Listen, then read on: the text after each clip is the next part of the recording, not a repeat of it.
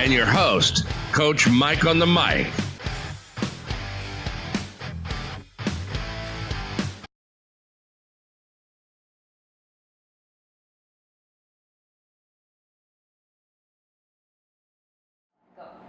Coach Mike here, CEO of Recovery Systems. It's our pleasure to work with many fine clinics across Asia Pacific, and today we're in Ho Chi Minh City in Vietnam, and it's our pleasure to be at Maple Healthcare and Steve Brandl. G'day, Steve. Yeah, nice to meet you. Good to see you again. Yeah. So, Steve, tell us about Maple Healthcare and a little bit about the services offered here. Okay, so Maple Healthcare, we are a brand existing since more than 5 years in Vietnam. We have now 3 clinics. We're gonna focus on healthcare, as the name say. Our main focus is chiropractic care, but my work here is combined decongestant therapy, basically the treatment of lymphedema. Right. So with decongestant therapy, the symptom is swelling in many cases, isn't it? Yes, decongestant, I want to reduce the swelling, so we're going to talk about symptoms of swelling. It's the right wording. Swelling is a symptom, not a disease. Indeed. So what sort of conditions cause swelling? There are many conditions causing swelling. I think most people know the swelling of the ankles after a long day sitting in the office, which is usually venous swelling, the venous insufficiency, or in some cases varicose veins. Yep. And another common issue is the lymphedema after breast cancer surgery, where nowadays almost everybody has a neighbor got a surgery, and most of the patients there, about 30%, get a severe lymphedema. Yeah. It's sad to see that, but in any case, there's other things also that cause it. Might be a kidney or liver disease. That there are some other diseases like kidney. The kidney usually filtrates the water and minerals from the blood. Yep. And if your kidney is diseased, you can get some swellings, but they are not really treatable with any treatment. You need to fix the kidney. Yeah. That's the most important thing. Absolutely. Yeah. All right, and another modern day scourge of a disease is diabetes as well, that can cause swelling. It can cause swelling and healing impairments and many other things.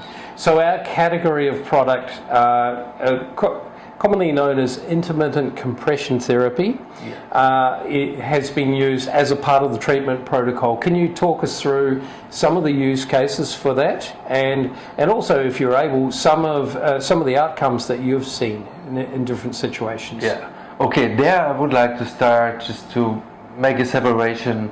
2 main kinds of edema we distinguish. One is dynamic insufficiency.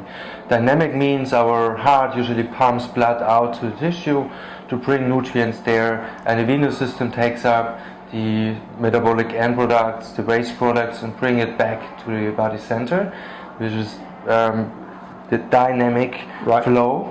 And if in this dynamic flow I have an influence and disturbance, which is usually coming from the venous system, I call it a dynamic insufficiency. Right. And these are usually the swellings I have after a long day sitting in the flight, in the office. Maybe athletes as well have that. Yes. Athletes as well, for sure, overpowering. Yeah. They're using a lot of blood, a lot of oxygen, a lot of nutrients.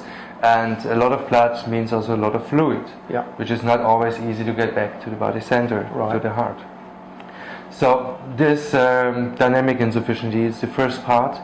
And we have the second is the mechanic insufficiency, which it's a kind of treatment I focus on, which is usually happening after cancer surgeries, where I damage the lymphatic system. Right.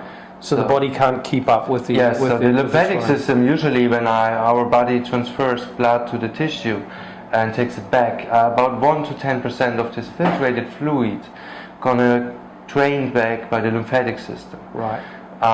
Once I have a disease, mechanic insufficiency, my body, for example, surgery breast cancer, can't take out the fluid from the arm. About 1 to 10% of my normal fluid can't flow back. Right.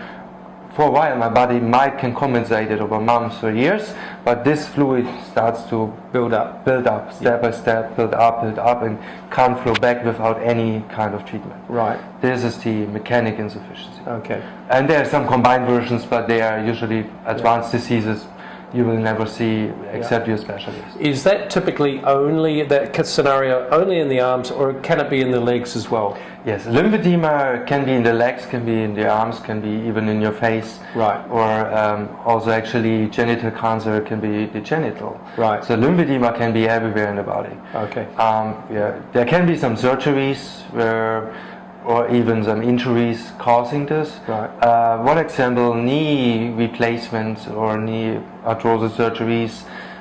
In the very past, they did not cut longia, they did it just clear through the joint, and they destroyed sometimes the lymphatics. Oh, yes. And this caused lymphedema in some patients. Yeah.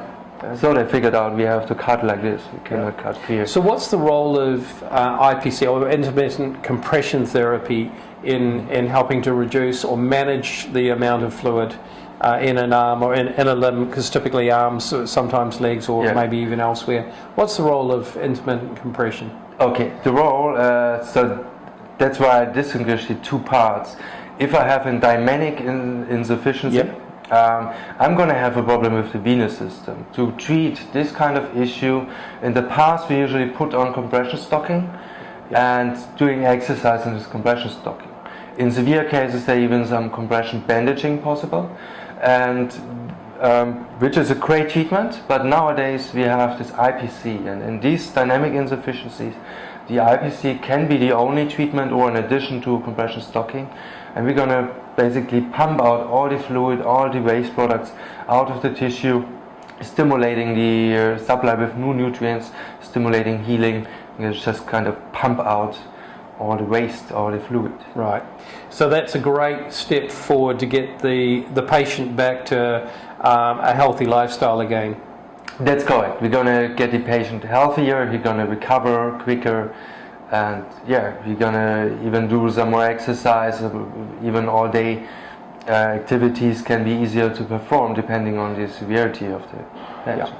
Well, Steve, it's been great. It's been great working with Maple Healthcare in recent times here in Vietnam, and it's great to have a real asset like yourself working with our product, with our intermittent compression product, in order to help what is, unfortunately a growing illness in developing countries like Vietnam. So we're very grateful to have you on board, and thanks for taking the time today to talk us through the various aspects of your job and how we've in many ways helped some patients as well. Yeah, thank you very much. Thank you very much. For your support. Cheers. Yeah. All right.